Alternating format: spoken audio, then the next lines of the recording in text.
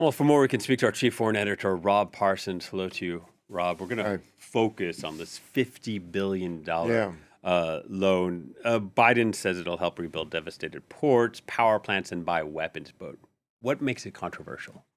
Well, at the beginning of this summit, Zelensky said that important decisions are going to be made about Ukraine at this summit, and he was absolutely right. This is a very important decision.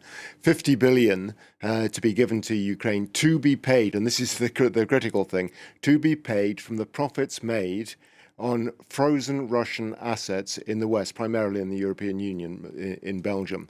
We're talking about assets worth 325 billion US dollars. So a loan will be taken on the international markets, and the profits accrued from the Russian assets will be used to pay it off. According to Janet Yellen, the U.S. Treasury Secretary, there's nothing illegal about this because what comes from the profits it doesn't belong to Russia. Russia sees things completely differently. You won't be surprised to hear, and are promising an extremely painful response.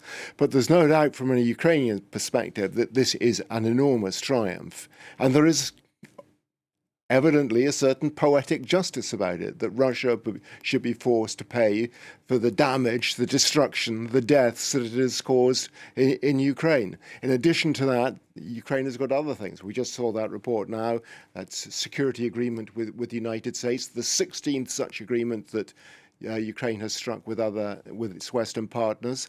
And in addition to that, a promise from Joe Biden that the Patriot weapon systems that Ukraine has been demanding will be coming. He promised another 5 over the next few months. Ukraine says it wants another 7, but that will go a long way to securing the safety of Ukraine's airspace, which has been so badly threatened by Russia over the last couple of years. Yeah, the G7 being hosted in Italy this year. Let's talk about Giorgia Meloni, the prime minister. So often when we talk about Italy, we say the sick man of Europe, but it seems like it's perhaps an oasis of stability now. Yeah, it certainly looks like that at the moment. I mean, it is a bit of a turnaround as well, if you bear in mind that not very long ago, before Giorgia Meloni and her Brothers of Italy party were elected into office, there was real fear of what that would mean in the European Union. This is a party that has its roots in fascism. And there was a concern that there would be a real move to the right in Italy, and that might be the prompt for something similar elsewhere in Europe. By and large, we haven't really seen that from Italy so far, particularly in foreign policy. In foreign policy, Giorgia Meloni has been very supportive of Ukraine and was the one who announced this $50 billion deal on Ukraine at the summit.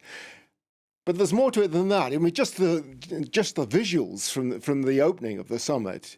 Giorgia Meloni dressed in that salmon pink trouser suit, surrounded by 6 men in somber suits, looking rather somber, it has to be said, and with good reason. If you look at what's been happening to them over the last couple of weeks or so, electoral defeat for Emmanuel Macron's Renaissance Party in the European elections. He got 15% of the vote.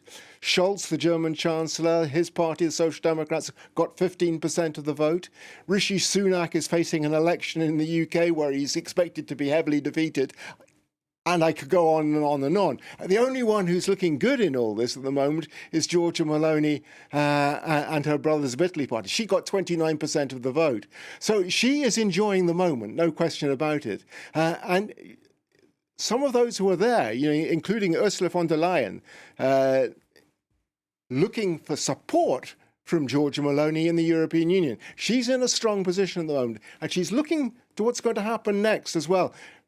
Elections in France, just around the corner now. Is Marine Le Pen going to come out on top there? Is that a possible ally or a possible political foe? Not clear at this stage. Yeah, tables have turned, and a lot remains to be seen, played out over the next couple of weeks, which of course is a political lifetime. Rob, thank you very much. Rob Parsons, our chief foreign editor.